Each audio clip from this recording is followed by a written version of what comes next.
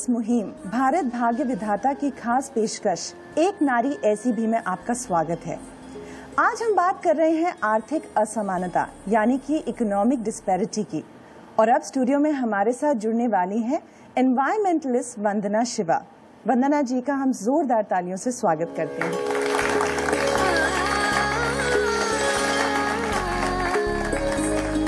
स्वागत है आपका वंदना जी।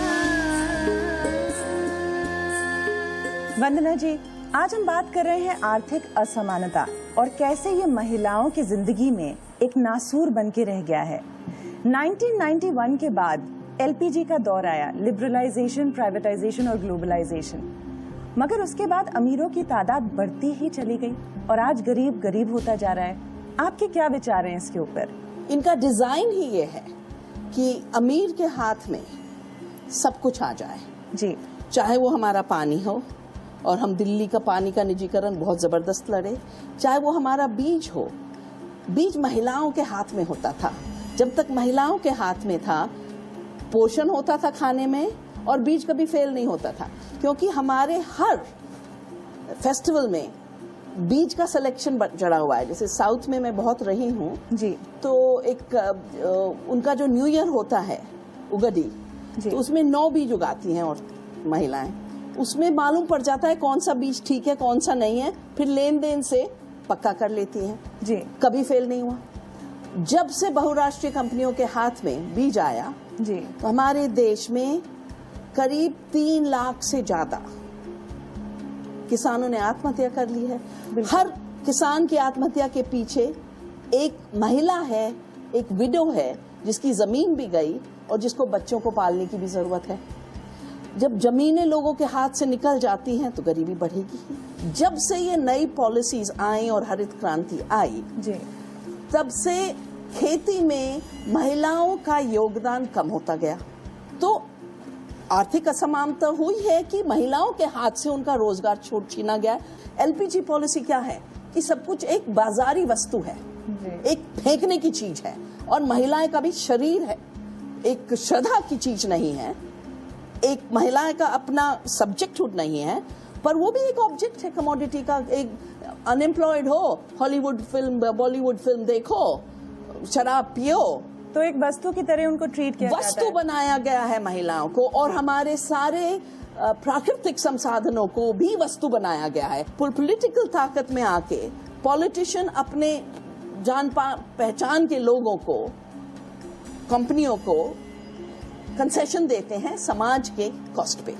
शिबानी, क्या आपको ऐसा लगता है कि पहचान वाले लोगों को ही एक प्रेफरेंस दिया जाता है? There is no room and space for talent and merit out here. It is only जो कॉन्टैक्ट्स हैं, नोन पर्सन है, जो चला आ रहा है उसी को उसको चलाए जाओ। एंड दैट्स व्हाई ये घोटाले पे घोटाला हो रहा है। ये किस हद तक, शाइना जी, ये किस हद तक वैलिड है ये रीजन? और एलपीजी पॉलिसी पे मैं आपकी प्रतिक्रिया चाहूंगी। देखिए, मुझे लगता है कि ये जो मुद्दा उठाया घोटाले के बारे में, बिल्कुल सहमत हूँ मैं उनसे, क्योंकि लाखों करोड़, और ये पैसा किसका है? आपका, मेरा। और ये जो डिस्पैरिटी नहीं बढ़ाएगा, पॉलिटिकल क्लास ब्यूरोक्रेसी में जो एपैथी आई है, जहां आप देखते हैं कि स्कैम के बाद स्कैम, कहीं एयरलाइंस को लेके स्कैम, तो कहीं CWG, 2G, कोल स्कैम, इतने अनगिनत स्कैम और लाखों करोड़। इसका मतलब क्या है? पूरा इकोनॉमी जो है वो रिवाइव हो सकता है जो ये पैसा आम जनता को दोबारा मिले। और दूसरा पॉइंट जो बिल्कुल ज़रूरी है ये समझना कि ये डिस्पैरिटी जब होता है और जब हम देखते हैं कि the rich are only getting richer by fraudulent means and the poor poorer, इसका लक्षण एक ही आता है कि जब राजनीतिक इच्छा शक्ति नहीं। और अफसोस की बात यह है कि 60 साल के बाद भी कोई दिशा में हम जा नहीं रहे हैं। वंदना जी कह रही हैं कि उदारीकरण की वजह से इकोनॉमिक डिस्पैरिटी बढ़ती है महिलाओं और पुरुष में।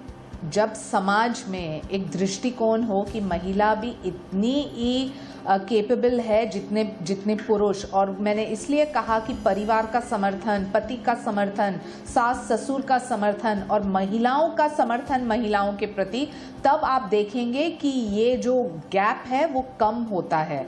लेकिन दूसरा एक बहुत ही ज़रूरी मुद्दा है जो हम सबको समझना है कि एक तरफ प्राइस राइज इतनी बढ़ चुकी है कि जो महिला कमा भी रही है वो she is not able to cope, और कहीं ना कहीं आमदनी और प्राइस राइज का कोरिलेशन जो है उसका नुकसान होता है। तो आप जैसे महिलाओं को, हम जैसे महिलाओं को, और जो बिलो पॉवर्टी लाइन है, बिल्कुल उनको सबसे ज्यादा। एफएसबी को पास करते हुए क्या पीडीएस को ध्यान में रखा गया?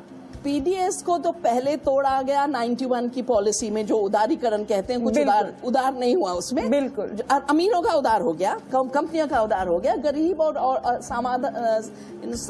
ऑर्डिनरी पीपल का तो पिटाई हो गई तब से। यहाँ पे मुझे एक हंसी वाकया याद आ गया। एक आम आदमी से मैंने प्रश्न पूछा तो उसने कहा कि जी हम तो चाहते हैं कि हमें कमाना सिखा दिया जाए, मगर जैसे जैसे इलेक्शन पास आ रहे हैं वो नेता कहते हैं कि कमा हम लेंगे, तुम खा लो। यही है बिल्कुल। हम गांव-गांव में जाते हैं, आजकल तो लोग कहते हैं जी हम उगाएं क्यों, अब तो हांडी पी के, चावल 2 रुपए का है, हांडी पी के जिएंगे। तो सब हांडी पी रहे हैं, मतलब हांडी इज लोकल ब्रूअर। अब 2 रुपए के चावल से खूब बन रही है हांडी भारत में। So not only are we becoming a nation of beggars, right, because the people who could produce उनका इंसेंटिव टू प्रोड्यूस नहीं दिया जा रहा। किसान को नेगेटिव इकोनॉमी में धकेला जा रहा है। जी, असली सीक्रेट है गरीबी हटाने का भी, भूख हटाने का भी और रोजगार बढ़ाने का भी, कि किसान को पूरा आमदनी मिले। वो हो जाए तो ये सब की जरूरत नहीं होगी। क्या गरीबी किसी की जान भी ले सकती है? वंदना जी, आपने देखा राम देवी के इस केस स्टडी को, और ये सिर्फ एक ऐसी महिला है जिनके बारे में हमने उनसे पूछा। ऐसी लाखों करोड़ों महिलाएं हैं। आप बताइए कि आप इस क्षेत्र में क्या कर रही हैं?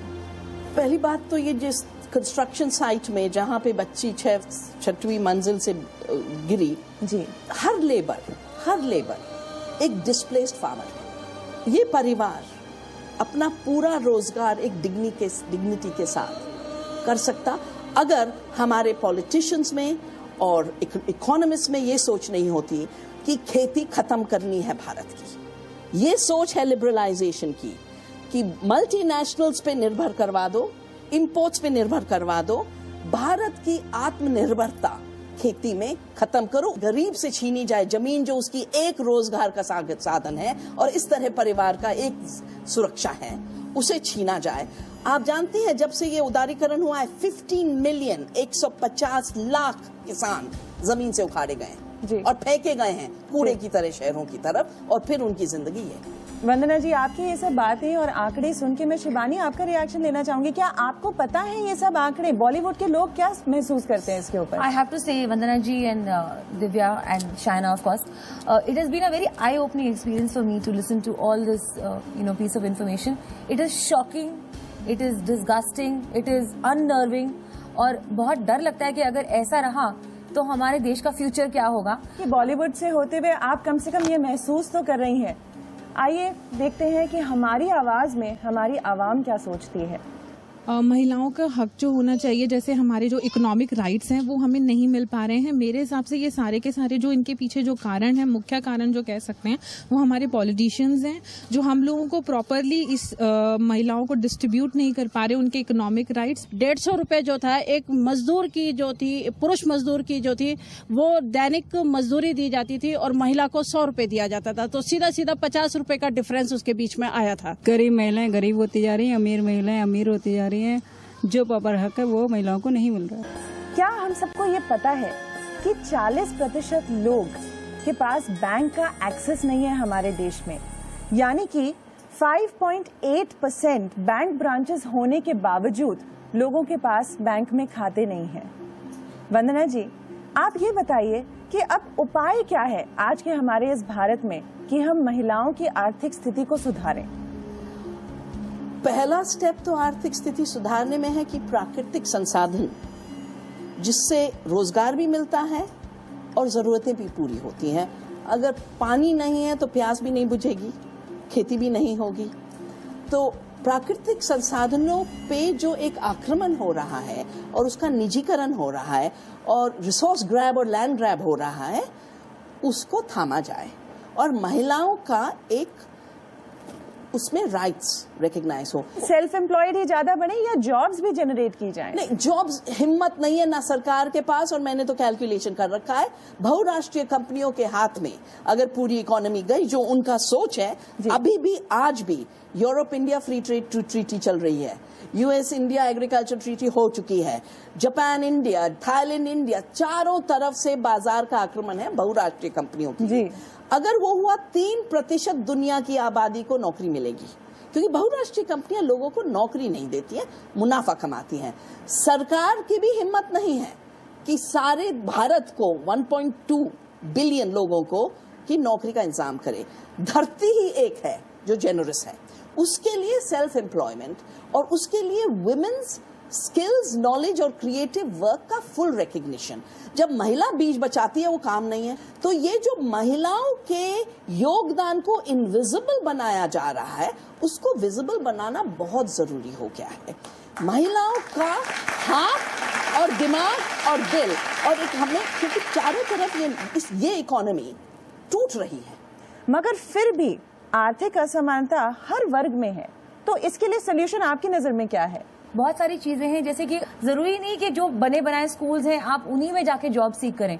आप एक अपना आश्रम, एक स्कूल खोलिए जहाँ पे आप इलिटरेट लोगों को, पुअर लोगों को जाके एजुकेशन दीजिए। That is also social service and also nominal fees charge कीजिए, पैसे के पैसे और सोशल वर्क। आपकी इंडस्ट्री में एक जो एक्टर रहते हैं उनको प्रॉफिट शेयर दिया जाता है, जबकि एक फीमेल एक्टर को आज तक इतना प्रॉफिट शेयरिंग भी नहीं मिलता और फीस भी कम मिलती है फॉर हर एक्टिंग स्किल्स। जी मैं नाम वाम नहीं लेना चाहूंगी, लेकिन मेरा पर्सनल एक्सपीरियंस है कि जब मैंने अपनी पहली फिल्म के लिए 3 गाने कंपोज किए थे और उनमें से एक गाना आज तक बहुत बहुत पॉपुलर है। जी। आज तक किसी को नहीं पता है, ना मुझे क्रेडिट्स दिए गए थे कि इस फिल्म की कंपोजर शिवानी कश्यप हैं। उसमें मुझे सिर्फ सिंगर का खिताब दिया गया था, which is very heart breaking for me. बहरहाल मैंने ये स्ट्रगल फाइट करी, मैंने 3 और फिल्में करी और फिर 5वीं फिल्म में जाके मुझे music compose bye Shivani Kashyap जब मिला, तब मुझे लगा कि अगर आप डटी रहें अपनी इस एम में, अपनी इस बैटल में, कहीं ना कहीं तो जीत होगी, but you have to be focused. आइए देखते हैं कि एक बेहतर हिंदुस्तान की कल्पना क्या होगी।